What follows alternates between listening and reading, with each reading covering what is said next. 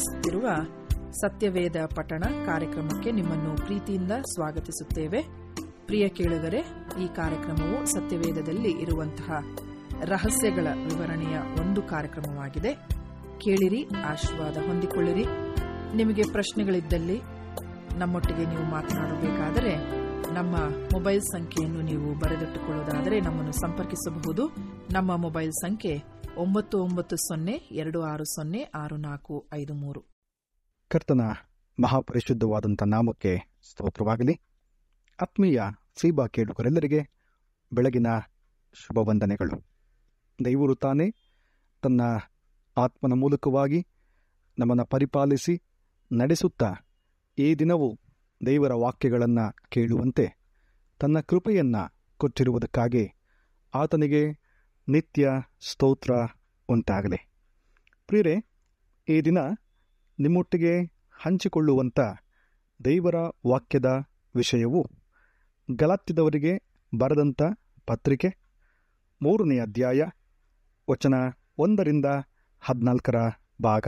ಗಲಾತ್ಯದವರಿಗೆ ಬರೆದಂಥ ಪತ್ರಿಕೆ 3ನೇ ಅಧ್ಯಾಯ 1-14 ಫೇತ್ ವರ್ಸಸ್ ಲಾ, ಅಥವಾ ನಂಬಿಕೆ ಮತ್ತು ಕಾನೂನುಗಳು, ನಿಷ್ಠೆಗಳು, ನಿಯಮಗಳು ಎನ್ನುವಂಥದ್ದು.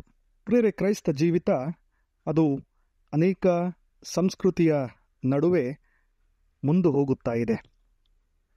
ನಮ್ಮ ಸುತ್ತಮುತ್ತಲೂ ಇರುವಂಥ ಧರ್ಮ, ಜಾತಿ, ಆಚರಣೆ, ನಂಬಿಕೆಗಳ ಮಧ್ಯದಲ್ಲಿ ಕ್ರೈಸ್ತ ನಂಬಿಕೆಯನ್ನು, ಕ್ರೈಸ್ತ ತತ್ವಗಳನ್ನು ಎತ್ತಿ ಹಿಡಿಯುವಂಥದ್ದು ನಿಜಕ್ಕೂ ಸವಾಲಿನ ವಿಷಯವಾಗಿದೆ.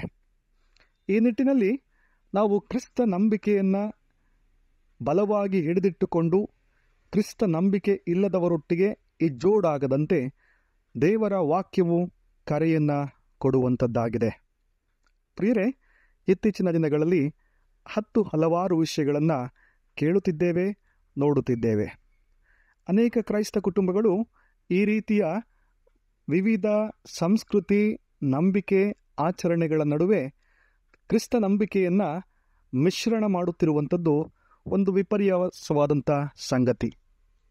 ಕ್ರಿಸ್ತನ ವಾಕ್ಯಗಳಿಗೆ ಬದ್ಧರಾಗಿ ನಡೆಯದೆ ತಮ್ಮ ಅನುಕೂಲಕ್ಕೆ ತಕ್ಕಂತೆ ಕ್ರಿಸ್ತ ನಂಬಿಕೆಯನ್ನು ಅನುಸರಿಸುತ್ತಿರುವುದು ನಿಜಕ್ಕೂ ದುರದೃಷ್ಟಕರವಾದಂಥ ವಿಷಯ. ನಾವು ಅನೇಕ ಕ್ರೈಸ್ತ ಕುಟುಂಬಗಳಲ್ಲಿ ನೋಡಬಹುದು, ಇಂದಿಗೂ ವಾರಗಳ ಮಹತ್ವವನ್ನು ಅನುಸರಿಸಿ ತಮ್ಮ ಕೆಲಸ ಕಾರ್ಯಗಳನ್ನು ನಿಗದಿಪಡಿಸುತ್ತಾರೆ.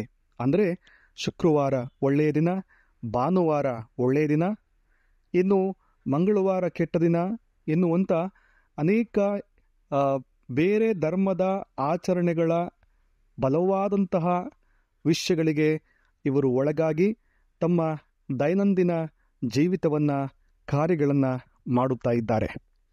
ಇನ್ನು ಕೆಲವರ ಕುಟುಂಬದಲ್ಲಿ ರಾಹುಕಾಲ, ಗುಳಿಕಾಲ ಎನ್ನುವಂಥ ಪರಿಕಲ್ಪನೆಗಳಲ್ಲಿ ತಮ್ಮ ದೈನಂದಿನ ಕೆಲಸ ಕಾರ್ಯಗಳನ್ನು ಮಾಡುವುದುಂಟು. ಯಾವುದೇ ಸಮಾರಂಭ, ಸಂತೋಷ ಅಥವಾ ದುಃಖದ ಸಂಗತಿಗಳು ನಡೆಯುವಾಗ ಈ ಸಮಯದ ಹಿಂದಿರುವಂಥ ನಂಬಿಕೆಗಳನ್ನು ಕಂಡುಕೊಂಡು ಅದಕ್ಕೆ ಅನುಗುಣವಾಗಿ ತಮ್ಮ ಕಾರ್ಯಕ್ರಮಗಳನ್ನು ಮಾಡುವಂಥ ಅದೆಷ್ಟೋ ಕ್ರೈಸ್ತ ಕುಟುಂಬಗಳನ್ನು ನೋಡುತ್ತಾ ಇದ್ದೇವೆ.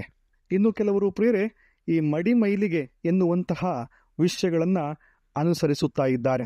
ಇತ್ತೀಚಿನ ದಿನಗಳಲ್ಲಿ ನಮ್ಮ ಕ್ರೈಸ್ತ ಕುಟುಂಬಗಳಲ್ಲಿ 11 ದಿವಸಕ್ಕೆ ಸತ್ತವರ ಹೆಸರಲ್ಲಿ ತಿಥಿ ಎಂಬುದಾಗಿ ಮಾಡುವಂಥದ್ದು, 40 ದಿವಸಗಳಿಗೆ 1 ವರ್ಷ, ಹೀಗೆ ಸತ್ತವರ ಹೆಸರಲ್ಲಿ ಬದುಕಿರುವವರು ಮಾಡುವಂಥ ಕೆಲವು ಆಚರಣೆಗಳು ನಿಜಕ್ಕೂ ಬೈಬಲ್ಗೆ ಪೂರಕವಾಗಿದೆಯಾ ಅಥವಾ ಇಲ್ಲವಾ ಎನ್ನುವಂಥ ವಿಮರ್ಶೆಗಳನ್ನು ಮಾಡಬೇಕಾಗಿದೆ. ಇಂದಿಗೂ ಅದೆಷ್ಟೋ ಕ್ರೈಸ್ತ ಕುಟುಂಬಗಳು ಸತ್ತವರ ಹೆಸರಿಗೆ ಎಡೆ ಇಡುವುದು, ಅವರ ಇಷ್ಟ ಪದಾರ್ಥಗಳನ್ನು ಒಂದು ಕಡೆಯಲ್ಲಿಟ್ಟು ಅವರು ಬಂದು ಸೇವಿಸುತ್ತಾರೆ ಎನ್ನುವಂಥ ಹಿಂದೂ ಧರ್ಮದ ಕೆಲವು ಆಚರಣೆಗಳನ್ನು ಅನುಸರಿಸುತ್ತಿರುವಂಥದ್ದು ಕೂಡ ವಿಷಾದನೀಯವಾಗಿದೆ. ಪ್ರಿಯರೇ, ಹಲವಾರು ಪದ್ಧತಿಗಳು, ಆಚರಣೆಗಳು ನಮ್ಮಲ್ಲಿ ರೂಢಿಗತವಾಗಿ ಬಹಳ ಹಿಂದಿನಿಂದಲೂ ಕೂಡ ಬೆಳಕೊಂಡು ಬಂದಿದೆ. ಮಾನವರಾದಂತಹ ನಾವುಗಳು ಆಚಾರ, ವಿಚಾರ, ಸಂಪ್ರದಾಯ, ಪದ್ಧತಿಗಳ ಕಟ್ಟುಪಾಡುಗಳಿಂದ ಕಟ್ಟಲ್ಪಟ್ಟಿದ್ದೇವೆ ಎನ್ನುವಂಥದ್ದನ್ನು ಈ ದಿನಗಳಲ್ಲಿ ನಾವು ನೋಡುತ್ತಾ ಇದ್ದೇವೆ. ಆಧ್ಯಾತ್ಮಿಕ ಕಾರ್ಯಗಳು, ಪ್ರಾರ್ಥನೆಗಳಿಗಿಂತ ಇವು ನಮ್ಮಲ್ಲಿ ತಲತಲಾಂತರಗಳಿಂದ ನಡ್ಕೊಂಡು ಬರುತ್ತಿದೆ ಎನ್ನುವಂಥದ್ದು ವಿಪರ್ಯಾಸವಾದಂಥ ಸಂಗತಿ. ಪ್ರಿಯರೇ, ಈ ಎಲ್ಲ ವಿಷಯಗಳು ಒಂದು ವೇಳೆ ನಮ್ಮ ಕುಟುಂಬಗಳಲ್ಲಿ ಇರುವುದಾದರೆ, ನಮ್ಮ ಆಚರಣೆಗಳಲ್ಲಿ ಕಂಡು ಬರುತ್ತಿರುವುದಾದರೆ, ನಮ್ಮ ಸ್ನೇಹಿತರು ಅಥವಾ ಸಂಬಂಧಿಕರ ಆಚರಣೆಗಳಲ್ಲಿ ಇವುಗಳನ್ನು ನಾವು ನೋಡುತ್ತಾ ಇರುವುದಾದರೆ, ಖಂಡಿತವಾಗಿ ದೇವರ ವಾಕ್ಯದ ಹಿನ್ನೆಲೆ, ದೇವರ ವಾಕ್ಯದ ಬೋಧನೆಗಳಿಗೆ ಅನುಸಾರವಾಗಿ ಅವರನ್ನು ತಿದ್ದಬೇಕಾಗಿದೆ. ಅವರಿಗೆ ಸರಿಯಾದ ಬೋಧನೆಯನ್ನು ಮಾಡಬೇಕಾಗಿದೆ. ಅವರಿಗೆ ಮಾರ್ಗದರ್ಶನವನ್ನು ನೀಡಬೇಕಾಗಿದೆ. ಯಾಕಂದರೆ ನಮ್ಮ ರಕ್ಷಕನಾದಂಥ ಯೇಸು ಸ್ವಾಮಿಯ ನಂಬಿಕೆಯಲ್ಲಿ ನಡೆಯುವಂಥ ನಮಗೆ ಯಾವುದೇ ಕಟ್ಟುಪಾಡುಗಳ, ಆಚರಣೆಗಳ, ಪದ್ಧತಿಗಳ ಅಥವಾ ಇನ್ಯಾವುದೇ ರೀತಿಯ ಆಚರಣೆಗಳಿಗೆ ನಮ್ಮನ್ನು ಒಳಪಡಿಸಿಕೊಳ್ಳುವಂಥದ್ದು ಅಗತ್ಯವಿಲ್ಲ. ನಾವು ಕ್ರಿಸ್ತ ಯೇಸುವಿನ ಮೂಲಕವಾಗಿ ಈಗಾಗಲೇ ಬಿಡುಗಡೆಗೊಂಡಿದ್ದೇವೆ ಎನ್ನುವಂಥ ವಿಷಯಗಳನ್ನು ನಾವು ಕಂಡುಕೊಳ್ಳಬೇಕಾಗಿದೆ. ಪ್ರಿಯರೇ, ಇಂದು ಮನುಷ್ಯರಿಗೆ ತೃಪ್ತಿ ಮತ್ತು ಸಮಾಧಾನ ಯಾವುದು ಎಂಬುದಾಗಿ ಆಲೋಚನೆ ಮಾಡುವಾಗ ಅನೇಕರು ಈ ರೀತಿಯ ಕಾರ್ಯಗಳನ್ನು ಸಮಾಧಾನವಾಗಿ ಪರಿಗಣಿಸಿಕೊಳ್ಳುತ್ತಾರೆ. ತಮ್ಮ ಮನೆಯಲ್ಲಿ ಈ ವಾಸ್ತು ಪ್ರಕಾರವಾಗಿ ಮಾಡುವಂಥ ಕಾರ್ಯಗಳೇ ಅವರಿಗೆ ತೃಪ್ತಿಯನ್ನು ಕೊಡುತ್ತದೆ, ನೆಮ್ಮದಿಯನ್ನು ಕೊಡುತ್ತದೆ ಎಂಬುದಾಗಿ ಹೇಳುವಂಥ ಜನರುಗಳನ್ನು ನೋಡುತ್ತಾ ಇದ್ದೇವೆ. ಪ್ರಿಯರೇ, ಇದೆಲ್ಲವೂ ಕೂಡ ನಿರರ್ಥಕ. ಬೈಬಲ್ನ ಬೋಧನೆಗಳಿಗೆ ಇದು ವಿರುದ್ಧವಾಗಿದೆ. ಹಾಗಾಗಿ ಕ್ರೈಸ್ತ ಕುಟುಂಬಗಳಾಗಿ ಇದನ್ನು ನಾವು ಅನುಸರಿಸಬಾರದು. ಇದೇ ವಿಷಯದ ಕುರಿತಾಗಿ ಪೌಲನು ಗಲಾತ್ಯ ಪತ್ರದಲ್ಲಿ ಇದನ್ನು ನೇರವಾಗಿ ಖಂಡಿಸುತ್ತಾನೆ. ಪ್ರಿಯರೇ, ಈ ರೀತಿಯ ಆಚಾರ, ಸಂಪ್ರದಾಯ, ನೇಮ ನಿಷ್ಠೆಗಳು, ಕಾನೂನುಗಳ ಗೊಡವೆಗೆ ಕ್ರೈಸ್ತರು ಸಿಕ್ಕಿಕೊಳ್ಳದ ಹಾಗೆ ಬೋಧಿಸಿ ಕ್ರಿಸ್ತ ನಂಬಿಕೆಯಿಂದ ಪ್ರಭು ಯೇಸು ಸ್ವಾಮಿಯ ರಕ್ಷಣೆಯನ್ನು ಪಡೆಯಲು ಕರೆಯನ್ನು ಕೊಡುತ್ತಾನೆ. ನಾವು ದೇವರ ವಾಕ್ಯದಲ್ಲಿ ನಾವು ನೋಡ್ತೇವೆ. ಇಬ್ರಿಯರಿಗೆ ಬರೆದಂತಹ ಪತ್ರಿಕೆ 11ನೇ ಅಧ್ಯಾಯ ವಚನ 1ರಲ್ಲಿ ವಾಕ್ಯ ಭಾಗ ನಂಬಿಕೆಯ ವಿಷಯವಾಗಿ ಹೇಳುತ್ತದೆ. ನಂಬಿಕೆಯು ನಾವು ನಿರೀಕ್ಷಿಸುವವುಗಳ ವಿಷಯವಾಗಿ ಭರವಸೆದಿಂದಿರುವುದು, ಕಣ್ಣಿಗೆ ಕಾಣದವುಗಳನ್ನು ನಿಜವೆಂದು ತಿಳಿದುಕೊಳ್ಳುವುದು ಆಗಿದೆ. ಅಂದರೆ ನಂಬುವುದರ ಮೂಲಕ ನಿತ್ಯ ಜೀವ, ನಂಬುವುದರ ಮೂಲಕ ಬಿಡುಗಡೆ, ನಂಬುವುದರ ಮೂಲಕ ಸಮಾಧಾನ, ನಂಬುವುದರ ಮೂಲಕ ನಿಜವಾದ ರಕ್ಷಣೆಗೆ ಸೇರಬಹುದು ಎನ್ನುವಂಥದ್ದು ಪೌಲನ ನಿಜವಾದಂಥ ಮೂಲ ಬೋಧನೆಯಾಗಿದೆ. ಪ್ರಿಯರೇ, ನಾವು 3ನೇ ಅಧ್ಯಾಯದ ವಚನ 1ರಿಂದ 14ರ ಭಾಗವನ್ನು ಸ್ವಲ್ಪ ಹೊತ್ತು ಗಮನಿಸುವುದಾದರೆ ನಾವು ಕಂಡುಕೊಳ್ಳುವಂಥ ವಿಷಯ ಏನಂದರೆ, ಪೌಲನು ಈ ಗಲಾತ್ಯ ಸಭೆಯನ್ನು ಕಟ್ಟಿದ್ದ ಎಂಬುದಾಗಿ ನಮಗೆ ತಿಳಿದು ಬರುತ್ತದೆ. ಮಾತ್ರವಲ್ಲ, ತನ್ನ ಅನುಪಸ್ಥಿತಿಯಲ್ಲಿ, ಅಂದರೆ ಆತನು ಬೇರೆ ಬೇರೆ ಸಭೆಗಳಿಗೆ, ಬೇರೆ ಬೇರೆ ಸ್ಥಳಗಳಿಗೆ ಸುವಾರ್ತೆ ಸಾರಲು ಹೋಗಬೇಕಾಗಿದ್ದರಿಂದ ತಾನು ಕಟ್ಟಿದ್ದಂಥ ಗಲಾತ್ಯ ಸಭೆಯ ಆರೈಕೆಗಾಗಿ, ಆಧ್ಯಾತ್ಮಿಕ ಪಾಲನೆಗಾಗಿ ಕೆಲವು ಸಭಾನಾಯಕರುಗಳನ್ನು ನೇಮಕ ಮಾಡಿ ಅವರಿಗೆ ಮಾರ್ಗದರ್ಶಿ ಸೂಚನೆಯನ್ನು ಕೊಟ್ಟು ಸಭೆಯಲ್ಲಿ ಪಾಲಿಸಬೇಕಾದ ಶಿಸ್ತು ಮತ್ತು ಕ್ರಮಗಳನ್ನು ಕೊಟ್ಟಿದ್ದ ಎನ್ನುವಂಥದ್ದು ಇದರ ಹಿಂದಿರುವಂಥ ಹಿನ್ನೆಲೆ. ಪ್ರಿಯರೇ, 3ನೇ ಅಧ್ಯಾಯ ಈ ಹಿನ್ನೆಲೆಯ ಮೂಲಕವಾಗಿ ನಮಗೆ ಅರ್ಥವಾಗಲಿಕ್ಕೆ ಕೊಡಲ್ಪಟ್ಟಿದೆ. ಏನಂದರೆ, ಪೌಲನು ಈ ಪತ್ರವನ್ನು ಬರೆಯುತ್ತಿರುವಾಗ ಗಲಾತ್ಯ ಸಭೆ ಅದು ಯಾವ ಸ್ಥಿತಿಗತಿಗಳಲ್ಲಿ ಇತ್ತು, ಆ ಸ್ಥಿತಿಗತಿಗಳಲ್ಲಿ ಇರಲಿಲ್ಲ ಎನ್ನುವಂಥದ್ದನ್ನು ನಾವು ನೋಡುತ್ತಾ ಇದ್ದೇವೆ. ಪೌಲನ ಅನುಪಸ್ಥಿತಿಯಲ್ಲಿ ಈ ಸಭೆ ನಡೆಯುತ್ತಾ ಇದ್ರೂ ಕೂಡ ಅಲ್ಲಿ ಅನೇಕ ವಿಧವಾದಂಥ ಬದಲಾವಣೆಗಳನ್ನು ಗುರುತಿಸುವುದನ್ನು ನೋಡುತ್ತಾ ಇದ್ದೇವೆ. ವಿಶೇಷವಾಗಿ ನೀವು 3ನೇ ಅಧ್ಯಾಯದ 10ನೇ ವಚನವನ್ನು ಗಮನಿಸಿದರೆ ಅಲ್ಲಿ ಪೌಲನು ತಿಳಿಸುತ್ತಾನೆ, ನೇಮ ನಿಷ್ಠೆಗಳನ್ನು ಆಧಾರ ಮಾಡಿಕೊಳ್ಳುವವರೆಲ್ಲರೂ ಶಾಪಾಧೀನರಾಗಿದ್ದಾರೆ. ಹೀಗಂದರೆ ಧರ್ಮ ಗ್ರಂಥದೊಳಗೆ ಬರೆದಿರುವಂಥ ಎಲ್ಲವೂ ನಮ್ಮನ್ನು ನಿತ್ಯವೂ ಕೈಕೊಳ್ಳದಿರುವ ಪ್ರತಿಯೊಬ್ಬನೂ ಶಾಪಗ್ರಸ್ತನೆಂದು ಶಾಸ್ತ್ರದಲ್ಲಿ ಬರೆದಿದೆ ಎಂಬುದಾಗಿ ಹೇಳುತ್ತಾನೆ. ಅಂದರೆ ಆ ಮಾತಿನ ಅರ್ಥ ಏನಂದರೆ, ಕೇವಲ ನೇಮನಿಷ್ಠೆಗಳನ್ನು ಆಧಾರ ಮಾಡಿಕೊಳ್ಳುವುದರಿಂದ ನೇಮನಿಷ್ಠೆಗಳನ್ನು ಪಾಲಿಸಿ ನಡೆಯುವುದರಿಂದ ನೀತಿವಂತರಾಗಲು ಸಾಧ್ಯವಿಲ್ಲ. ಪ್ರಿಯರೇ, ಗಲಾತ್ಯ ಸಭೆಯನ್ನ ಪೌಲನು ಬಹಳ ಕೂಲಂಕುಷವಾಗಿ ಗಮನಿಸಿ ಅಲ್ಲಿ ಕೆಲವು ನೇಮನಿಷ್ಠೆಗಳನ್ನು ಪ್ರಾಮುಖ್ಯವೆಂದು ಪರಿಗಣಿಸಿದ್ದ. ಕಾನೂನು ಮತ್ತು ಧರ್ಮಶಾಸ್ತ್ರದಿಂದ ಮಾತ್ರ ನೀತಿವಂತರಾಗುತ್ತೇವೆ ಎನ್ನುವ ಮನೋಭಾವನೆಯುಳ್ಳವರ ಆಲೋಚನೆಗಳನ್ನು ಪರಿಗಣಿಸಿ ಪೌಲನು ಸಂದೇಶವನ್ನು ಕೊಡುತ್ತಾ ಇದ್ದಾನೆ. ಪೌಲನ ಸಂದೇಶ ಬಹಳ ನೇರವಾಗಿದೆ, ಖಂಡಿಸುವಂಥದ್ದಾಗಿದೆ. ನೇಮನಿಷ್ಠೆಗಳನ್ನು, ಆಚಾರಗಳನ್ನು ಅಥವಾ ಕೇವಲ ಧರ್ಮಶಾಸ್ತ್ರದಿಂದ ನೀತಿವಂತರಾಗುತ್ತೇವೆ ಎಂಬುದಾಗಿ ನಂಬುತ್ತಾ ಇದ್ದಂಥವರನ್ನು ಸರಿಯಾದ ತಿಳುವಳಿಕೆಗೆ ನಡೆಸುವಂಥ ಉದ್ದೇಶವಾಗಿತ್ತು. ಕ್ರಿಸ್ತ ನಂಬಿಕೆ ಮತ್ತು ದೀಕ್ಷಾಸ್ಥಾನದಿಂದ ಕ್ರೈಸ್ತರಾದಂಥವರಿಗೆ ಈಗ ಅವರ ನಂಬಿಕೆಯನ್ನು ಕೆಡಿಸಿ ಬರೀ ನೇಮನಿಷ್ಠೆಗಳ ಕಟ್ಟುಪಾಡುಗಳಿಗೆ ಒಳಪಡಿಸುವ ಪ್ರಯತ್ನದಲ್ಲಿದ್ದಂಥ ಅನೇಕ ನಾಯಕರುಗಳಿಗೆ, ಬೋಧಕರುಗಳಿಗೆ ಅವರ ನೇಮನಿಷ್ಠೆಗಳ ಬೋಧನೆಗೆ ಒಳಗಾಗಬಾರದು ಎಂಬುದಾಗಿ ಕಟುವಾಗಿ ಟೀಕಿಸುವಂಥ ಬೋಧನೆ ಪೌಲನದಾಗಿತ್ತು. ನಾವು ನೋಡ್ತೇವೆ, ಈ ರೀತಿಯ ಪಾಷಾಂಡ ಬೋಧನೆ ಗಲಾತ್ಯ ಸಭೆಯಲ್ಲಿ ಬಂದದ್ದರಿಂದ ಅನೇಕರು ಕ್ರಿಸ್ತ ನಂಬಿಕೆಯನ್ನು ಬಿಟ್ಟು ಹೋಗುತ್ತಾ ಇದ್ದರು ಎಂಬುದಾಗಿ ಪೌಲನಿಗೆ ತಿಳಿದು ಬಂದು ಗಲಾತ್ಯ ಪತ್ರದ 3ನೇ ಅಧ್ಯಾಯದಲ್ಲಿ ಈ ರೀತಿಯ ನೇರವಾಗಿ ಖಂಡನೀಯವಾದಂಥ ವಿಷಯಗಳನ್ನು ಆತನು ಬರೆಯುತ್ತಾನೆ. ಪ್ರಿಯರೇ, ನೀವು ಗಮನಿಸಬಹುದು, 3ನೇ ಅಧ್ಯಾಯದ 1ನೇ ವಚನದಲ್ಲಿ ಆತನು ಹೇಳ್ತಾನೆ, ಎಲೈ ಬುದ್ಧಿ ಇಲ್ಲದ ಗಲಾತ್ಯದವರೇ, ಯಾರು ನಿಮ್ಮನ್ನ ಮರುಳುಗೊಳಿಸಿದರು? ಯೇಸು ಕ್ರಿಸ್ತನು ಶಿಲುಬೆಗೆ ಹಾಕಿಸಿಕೊಂಡವನಾಗಿ ನಿಮ್ಮ ಕಣ್ಣೆದುರಿನಲ್ಲಿ ವರ್ಣಿಸಲ್ಪಟ್ಟವನಲ್ಲವೇ? ಒಂದು ಸಂಗತಿಯನ್ನ ಮಾತ್ರ ನಿಮ್ಮಿಂದ ತಿಳಿದುಕೊಳ್ಳಬೇಕೆಂದಿದ್ದೇನೆ. ನೀವು ದೇವರ ಆತ್ಮನನ್ನ ಹೊಂದಿದ್ದು ನೇಮನಿಷ್ಠೆಗಳನ್ನು ಅನುಸರಿಸಿದ್ದರಿಂದಲೋ ಕೇಳಿ ನಂಬಿದ್ದರಿಂದಲೋ ಇಷ್ಟು ಬುದ್ಧಿ ಇಲ್ಲದವರಾಗಿದ್ದೀರಾ? ದೇವರಾತ್ಮನನ್ನ ಅನುಸಾರವಾಗಿ ಪ್ರಾರಂಭಿಸಿ ಈಗ ಬಹಿರಾಚಾರಗಳಿಂದ ಸಿದ್ಧಿಗೆ ಬರಬೇಕೆಂದಿದ್ದೀರಾ? ನೀವು ಅಷ್ಟು ಬಾಧೆಗಳನ್ನು ಅನುಭವಿಸಿದ್ದು ವ್ಯರ್ಥವೇ ಎಂದು ಹೇಳಬೇಕೇನು? ಬಹಳ ನೇರವಾಗಿ ಗಲಾತ್ಯ ಸಭೆಯ ಜನರನ್ನ ಪೌಲನು ಪ್ರಶ್ನೆ ಮಾಡ್ತಾನೆ. ಯಾಕೆ ನೇಮನಿಷ್ಠೆಗಳ ಹಿಂದೆ ಹೋಗುತ್ತಾ ಇದ್ದೀರಿ? ಯಾಕೆ ಪದ್ಧತಿಗಳನ್ನು ಅನುಸರಿಸ್ತಾ ಇದ್ದೀರಿ? ಇಲ್ಲಿ ಬಹಿರಾಚಾರಗಳಿಂದ ಮಾಡುವಂಥ ಪದ್ಧತಿಗಳು ಪ್ರಾಮುಖ್ಯವಲ್ಲ. ಹೃದಯದಿಂದ ಮಾಡುವಂತಹ ಭಕ್ತಿಯ ಪ್ರಾರ್ಥನೆ, ಆ ನೀತಿವಂತಿಕೆಯ ಜೀವನ, ಕ್ರಿಸ್ತನಿಗಾಗಿ ಜೀವಿಸುವಂತಹ ಬದ್ಧತೆಗಳು ಬಹಳ ಪ್ರಾಮುಖ್ಯ ಎಂಬುದಾಗಿ ಹೇಳುತ್ತಾ ಇದ್ದಾನೆ. ಪ್ರಿಯರೇ, ಅಂದು ಗಲಾತ್ಯ ಸಭೆಯಲ್ಲಿ ಬಂದಂತಹ ತೊಡಕು, ಬಂದಂತಹ ಸಮಸ್ಯೆ ಏನಂದರೆ ಬೋಧನೆಯ ಸಮಸ್ಯೆ. ಈ ಪಾಷಾಂಡ ಬೋಧಕರು, ಈ ಧರ್ಮಕ್ಕೆ ಅಂಟಿಕೊಂಡಂಥವರು, ನೇಮನಿಷ್ಠಗಳಿಗೆ ಒತ್ತು ಕೊಡುತ್ತಾ ಇದ್ದಂಥವರು 3 ವಿಷಯಗಳನ್ನು ಬೋಧಿಸ್ತಾ ಇದ್ರಂತೆ. ಮೊದಲನೆಯ ವಿಷಯ ಬಹಿರಾಚಾರಗಳಿಂದ ಪ್ರಸಿದ್ಧಿ ಹೊಂದುವಂಥದ್ದು. 2ನೇದು ಕರ್ಮ ಮಾರ್ಗದಿಂದ ನೀತಿವಂತರಾಗುವಂಥದ್ದು. 3ನೇದು ಸುನ್ನತಿಯಾದರೆ ಮಾತ್ರ ಪರಿಪೂರ್ಣ ಕ್ರಿಸ್ತರಾಗುವಂಥದ್ದು. ಈ 3 ವಿಷಯಗಳನ್ನು ಈಗ ಸಭೆಯಲ್ಲಿ ಬೋಧನೆ ಮಾಡ್ತಾ ಇದ್ರು.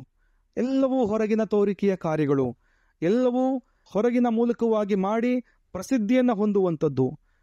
ಕೆಲಸ ಕಾರ್ಯಗಳಿಂದ ನೀತಿವಂತರಾಗ್ತೇವೆ, ಸುನ್ನತಿ ಮಾಡಿಸಿಕೊಂಡರೆ ಮಾತ್ರ ಪರಿಪೂರ್ಣ ಕ್ರೈಸ್ತರಾಗ್ತೇವೆ ಎನ್ನುವಂಥ ಬೋಧನೆಗಳನ್ನು ಬಿತ್ತುತ್ತಾ ಇದ್ರು. ಪ್ರಿಯರೇ, ಇದೆಲ್ಲದಕ್ಕೆ ಮರುಳಾದ ಗಲಾತ್ಯ ಸಭೆಯವರನ್ನ ಪೌಲನು ಈಗ ಖಂಡಿಸ್ತಾನೆ, ಗದರಿಸ್ತಾನೆ. ಬುದ್ಧಿ ಇಲ್ಲದ ಗಲಾತ್ಯ ಸಭೆಯವರೇ ಎಂಬುದಾಗಿ ಅವರನ್ನ ಸಂಬೋಧಿಸುವುದನ್ನು ನಾವು ನೋಡುತ್ತಾ ಇದ್ದೇವೆ.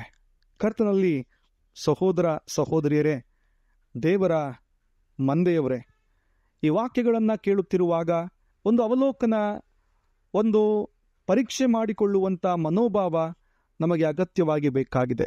ಗಲಾತ್ಯ ಸಭೆಯಲ್ಲಿದ್ದಂತಹ ಅಂದಿನ ಪರಿಸ್ಥಿತಿಗಳು ಇಂದು ನಮ್ಮ ಕುಟುಂಬಗಳಲ್ಲಿ ಇವೆಯೋ? ನಾವು ಕೂಡ ಗಲಾತ್ಯ ಸಭೆಯವರ ಹಾಗೆ ಹೊರಗಿನ ಬಹಿರಾಚಾರಗಳಿಗೆ ಪ್ರಾಮುಖ್ಯತೆ ಕೊಡುತ್ತಾ ಇದ್ದೇವೆಯೋ? ನಾವು ಕೂಡ ಹೊರಗಿನ ಬಹಿರಾಚಾರಗಳಿಂದ ಕ್ರಿಸ್ತ ನಂಬಿಕೆಯನ್ನು ತೋರ್ಪಡಿಸುತ್ತಾ ಇದ್ದೇವೆಯೋ? ನಮ್ಮನ್ನು ಆತ್ಮವಿಮರ್ಶೆ ಮಾಡಿಕೊಳ್ಳಬೇಕಾಗಿದೆ. ಪ್ರಿಯರೇ, ನಮ್ಮ ನಂಬಿಕೆ ಅದು ಕೇವಲ ಹೊರಗಿನ ವಿಷಯಗಳಿಗೆ ಸಂಬಂಧಪಟ್ಟಿದ್ದರೆ, ನಮ್ಮ ನಂಬಿಕೆ ಕೇವಲ ಭಾನುವಾರದ ಅಥವಾ ಕಾರ್ಯಕ್ರಮಗಳ ಹಬ್ಬದ ಕ್ರೈಸ್ತತ್ವಕ್ಕೆ ನಡೆಸುತ್ತಾ ಇದ್ದರೆ, ನಮ್ಮ ನಂಬಿಕೆ ಕೇವಲ ಹೊರಗಿನ ತೋರಿಕೆಯ ತುಟಿಯ ಪದಗಳಿಗೆ ಸೀಮಿತವಾಗಿದ್ದರೆ ದೇವರು ಇಂದು ನನ್ನನ್ನು ನಿಮ್ಮನ್ನು ಎಚ್ಚರಿಸುವಂಥವನಾಗಿದ್ದಾನೆ. ದೇವರು ಇಂದು ನೇರವಾಗಿ ವಾಕ್ಯಗಳ ಮೂಲಕವಾಗಿ ಮಾತಾಡುವಂಥವನಾಗಿದ್ದಾನೆ. ಪ್ರಿಯರೇ, ಯಾಕೋಬನು ಹೇಳ್ತಾನೆ, ನಿಮ್ಮ ನಂಬಿಕೆ ಕ್ರಿಯೆಗಳಿಂದ ಕೂಡಬೇಕು. ನಿಮ್ಮ ನಂಬಿಕೆ ಅದು ಹೃದಯದಿಂದ ಉತ್ಪತ್ತಿಯಾಗಬೇಕು. ಕೇವಲ ಹೊರಗಿನ ತೋರಿಕೆಯಲ್ಲಿ ಅದು ಕಂಡು ಬರಬಾರದು ಎಂಬುದಾಗಿ ನಾವು ಕಂಡುಕೊಳ್ತೇವೆ. ಗಮನಿಸೋಣ, ಗೊತ್ತಿಲ್ಲದೆ ಇರುವ, ಅರ್ಥವಿಲ್ಲದೆ ಮಾಡುತ್ತಿರುವಂಥ ಯಾವುದೇ ವಿಷಯಗಳು ನಮಗೆ, ನಮ್ಮ ನಂಬಿಕೆಗೆ ಅರ್ಹವಲ್ಲ. ಬೈಬಲ್ನ ಬೋಧನೆಗೆ ಅನುಸಾರವಾಗಿಲ್ಲದೆ ಇರುವಂಥ ಯಾವುದೇ ಧರ್ಮ ಕಾರ್ಯಗಳು ನಮಗೆ ರಕ್ಷಣೆಯನ್ನು ಕೊಡುವುದಿಲ್ಲ. ಒಂದು ವೇಳೆ ಈ ದಿನ ನಾವು ಅನ್ಯರ ಪ್ರಭಾವಕ್ಕೆ ಒಳಗಾಗಿ, ಅನ್ಯರ ಸಂಸರ್ಗಕ್ಕೆ ಒಳಗಾಗಿ ಬೇರೆ ಬೇರೆ ರೀತಿಯಲ್ಲಿ ಕೆಲವು ಆಚರಣೆಗಳನ್ನು ಮಾಡುತ್ತಿದ್ದರೆ, ಕೆಲವನ್ನ ಗೊತ್ತಿದ್ದು ಕೆಲವನ್ನ ಗೊತ್ತಿಲ್ಲದೆ ಮಾಡುತ್ತಾ ಇರುವುದಾದರೆ, ಅನ್ಯರ ನೈವೇದ್ಯಗಳನ್ನು, ಅನ್ಯರ ವಿಗ್ರಹಗಳನ್ನು ನಾವು ಗೊತ್ತಿಲ್ಲದೆ ಆರಾಧನೆ ಮಾಡುತ್ತಾ ಇರುವುದಾದರೆ ದೇವರು ನಮ್ಮನ್ನು ಖಂಡಿಸ್ತಾನೆ. ಪ್ರಿಯರೇ, ದೇವರು ನಮ್ಮನ್ನು ಎಚ್ಚರಿಸ್ತಾ ಇದ್ದಾನೆ. ನಾವು ಅನ್ಯ ಧರ್ಮದವರೊಟ್ಟಿಗೆ ಕೂಡಿ ಇಜ್ಜೋಡಾಗದಂತೆ ದೇವರ ವಾಕ್ಯ ನಮಗೆ ಪ್ರಬೋಧನೆಯನ್ನು ಕೊಡ್ತಾ ಇದೆ. ಶಿಲುಬೆಯನ್ನು ಆಶ್ರಯ ಮಾಡಿಕೊಂಡು ಶಿಲುಬೆಯ ಕರ್ತನಲ್ಲಿ ನಿಜವಾದಂಥ ಬಿಡುಗಡೆಯನ್ನು ಹೊಂದಿಕೊಂಡು ಮುಂದೆ ಹೋಗುವುದಕ್ಕೆ ಹೇಳುತ್ತಾ ಇದೆ. ಆ ನಿಜವಾದಂಥ ಬಿಡುಗಡೆ ಯೇಸು ಕ್ರಿಸ್ತನನ್ನು ನಂಬುವುದರಿಂದ ಬರುತ್ತದೆ. ಯಾವುದೇ ಹರಕೆ ಪವಿತ್ರ ಕ್ಷೇತ್ರಗಳಿಗೆ ಭೇಟಿ ಕೊಡುವುದರಿಂದ ಬರುವುದಿಲ್ಲ. ಪ್ರಿಯರೇ, ಆ ನಂಬಿಕೆ, ಕ್ರಿಸ್ತ ನಂಬಿಕೆ, ತಂದೆ, ಕುಮಾರ, ಪವಿತ್ರಾತ್ಮನನ್ನು ನಂಬುವಂತಹ ತ್ರಯೇಕ ಸಿದ್ಧಾಂತದ ನಂಬಿಕೆ ನಮ್ಮಲ್ಲಿರುವಾಗ ಮಾತ್ರ ಆ ಯೇಸು ಕ್ರಿಸ್ತನ ಬಿಡುಗಡೆಯ ಅನುಭವಕ್ಕೆ ನಾವು ಬರುತ್ತೇವೆ. ಯಾವುದೋ ಹೊರಗಿನ ತೋರಿಕೆಯನ್ನು ಅನುಸರಿಸಿ ನಡೆಯುವುದರಿಂದ ಈ ರೀತಿಯಾಗಿ ಜೀವಿಸಲು ನಮಗೆ ಸಾಧ್ಯವಿಲ್ಲ. ಪ್ರಿಯರೇ, ಕರ್ತನ ಆಶೀರ್ವಾದ ಆತನ ಮಾತುಗಳನ್ನು ಕೈಕೊಂಡು ನಡೆಯುವುದರಲ್ಲಿ ಸಿಕ್ಕುತ್ತದೆ. ಕರ್ತನ ಆಶೀರ್ವಾದ ಆತನೊಟ್ಟಿಗಿನ ಸಂಬಂಧಗಳನ್ನು ಮತ್ತಷ್ಟು ನಂಬಿಕೆಯಿಂದ ಹೆಚ್ಚಿಸಿಕೊಳ್ಳುವುದರಲ್ಲಿ ಸಿಕ್ಕುತ್ತದೆ. ಕರ್ತನ ಆಶೀರ್ವಾದ ಆತನ ಮಕ್ಕಳಾಗಿ ಒಪ್ಪಿಸಿಕೊಡುವುದರಲ್ಲಿ ಸಿಕ್ಕುತ್ತದೆ.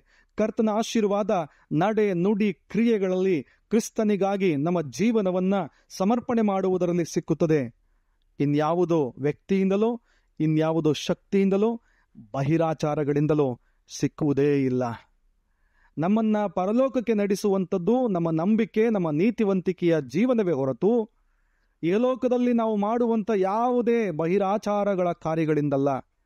ನಮ್ಮನ್ನು ನೇರವಾಗಿ ಪರಲೋಕದ ಆಶೀರ್ವಾದಕ್ಕೆ ನಡೆಸುವಂಥದ್ದು ಕ್ರಿಸ್ತ ಯೇಸುವಿನ ರಕ್ತದಿಂದ ಶುದ್ಧೀಕರಣ ಮಾಡಿಕೊಳ್ಳುವಂಥದ್ದೇ ಹೊರತು ಮತ್ಯಾವುದು ಕೂಡ ಅಲ್ಲ. ಪ್ರಿಯರೇ, ಇನ್ನು ಮುಂದೆ ನಮ್ಮ ಕುಟುಂಬಗಳಲ್ಲಿ, ನಮ್ಮ ನೆರೆಹೊರೆಯ ಸಂಬಂಧಗಳಲ್ಲಿ ಜೀವಿಸುವಾಗ ಈ ವಿಷಯಗಳಿಗೆ ನಾವು ಕಿವಿ ಕೊಡಬೇಕಾಗಿದೆ. ಏನಂದರೆ, ಶುಭ ಕಾರ್ಯವಾಗಿರಲಿ, ಹಬ್ಬಗಳಾಗಿರಲಿ, ಸಂತೋಷದ ಕೂಟಗಳನ್ನು ಮಾಡುವಾಗಿಲ್ಲ, ಕ್ರೈಸ್ತರಾಗಿ ನಾವು ಅರ್ಥಹೀನ ಆಚರಣೆಗಳನ್ನು ಮಾಡದೆ ಅರ್ಥಪೂರ್ಣವಾದ ಆಚರಣೆಗಳನ್ನು ಮಾಡಲು ದೇವರು ನಮಗೆ ತಿಳುವಳಿಕೆಯನ್ನು ನೀಡಬೇಕಾಗಿದೆ. ನಾವು ಮಾಡುತ್ತಿರುವಂಥ ಪ್ರತಿಯೊಂದು ಕಾರ್ಯಗಳಲ್ಲಿ ಅರ್ಥವಿದೆಯಾ? ಅದು ಬೈಬಲ್ನ ಬೋಧನೆಗಳಿಗೆ ಸರಿಯಾಗಿ ಅನುಸರಣೆಯಾಗುತ್ತಾ ಇದೆಯಾ? ನಾನು ಮಾಡುತ್ತಿರುವಂಥ ಕಾರ್ಯಗಳ ನಿಮಿತ್ತವಾಗಿ ಯೇಸುಸ್ವಾಮಿಗೆ ಮಹಿಮೆ ಉಂಟಾಗ್ತಾ ಇದೆಯಾ? ಈ ಕಾರ್ಯಗಳು ನಮ್ಮ ಮೂಲ ಸಿದ್ಧಾಂತದ ನಂಬಿಕೆಯ ವಿಷಯಕ್ಕೆ ಸಂಬಂಧಪಟ್ಟಂತೆ ಅನುಸಾರವಾಗಿದೆಯಾ ಎಂಬುದನ್ನು ವೈಜ್ಞಾನಿಕವಾಗಿ ಪರೀಕ್ಷಿಸಿಕೊಳ್ಳಬೇಕು. ವೈಜ್ಞಾನಿಕವಾಗಿ ಅದರಲ್ಲಿ ಅರ್ಥವನ್ನು ಹುಡುಕಬೇಕು. ಪ್ರಿಯರೇ, ಇಲ್ಲದೆ ಹೋದರೆ ನಿಜಕ್ಕೂ ನಮ್ಮ ನಂಬಿಕೆಯನ್ನು ನಾವು ಮಲಿನ ಮಾಡಿಕೊಳ್ಳುತ್ತಾ ಇದ್ದೇವೆ. ಯೇಸುಸ್ವಾಮಿ ಶಿಲುಬೆಯ ಮೇಲೆ ಒಂದೇ ಸಾರಿ ತನ್ನ ಪ್ರಾಣವನ್ನು ಕೊಟ್ಟು ನಮ್ಮನ್ನು ಪಾಪದಿಂದ ಬಿಡಿಸಿ ನಾವು ಕ್ರಿಸ್ತನ ಮಕ್ಕಳಾಗಿ ಜೀವಿಸುವಂತೆ ನಮ್ಮನ್ನು ಆತನ ಪರಲೋಕಕ್ಕೆ ಕರೆದುಕೊಂಡು ಹೋಗುವುದಕ್ಕಾಗಿ ತನ್ನ ಜೀವವನ್ನು ಕೊಟ್ಟಿದ್ದು ನಾವು ಆತನ ನಂಬಿಕೆಯಲ್ಲಿ ಬೆಳೆಯುವಂಥ, ಜೀವಿಸುವಂಥ ಮಕ್ಕಳು ಆಗಲಿ ಎಂಬುದಾಗಿ. ಅದನ್ನು ಹೊರತುಪಡಿಸಿ ಇನ್ಯಾವುದೇ ಭೂಲೋಕದ ಲೌಕಿಕ ವಿಷಯಗಳಲ್ಲಿ ತೊಡಗಿಸಿಕೊಳ್ಳುವುದಕ್ಕಾಗಿ ಅಲ್ಲ. ಹಾಗಾಗಿ ಎಚ್ಚರದಿಂದ ಇರೋಣ. ನಮ್ಮ ಆಚರಣೆಗಳು ಶುದ್ಧವಾಗಿರಲಿ, ನಮ್ಮ ಮಾರ್ಗಗಳು ನೇರವಾಗಿರಲಿ, ನಮ್ಮ ಬೋಧನೆ ಕ್ರಿಸ್ತನ ಮಾರ್ಗದ ಮೂಲಕವಾಗಿ ತುಂಬಿಸಲಿ. ಹೀಗಾಗಲಿಕ್ಕಾಗುವ ಹಾಗೆ ತಂದೆ, ಕುಮಾರ, ಪರಿಶುದ್ಧಾತ್ಮನಾಗಿರುವ ದೇವರು ನಿಮ್ಮ ಎಲ್ಲ ಕಾರ್ಯಗಳನ್ನು ತನ್ನ ಪ್ರಭಾವದ ಐಶ್ವರ್ಯಕ್ಕೆ ತಕ್ಕಂತೆ ನಡೆಸಿ ತನ್ನ ಕೃಪಾವರಗಳಿಂದ ನಿಮ್ಮನ್ನು ತುಂಬಿಸಿ ಕಾಯ್ದು ಕಾಪಾಡಲಿ. ದೇವ ಜನರಿಗೋಸ್ಕರ ದೇವರ ವಾಕ್ಯಗಳು. ಆಮೆನ್.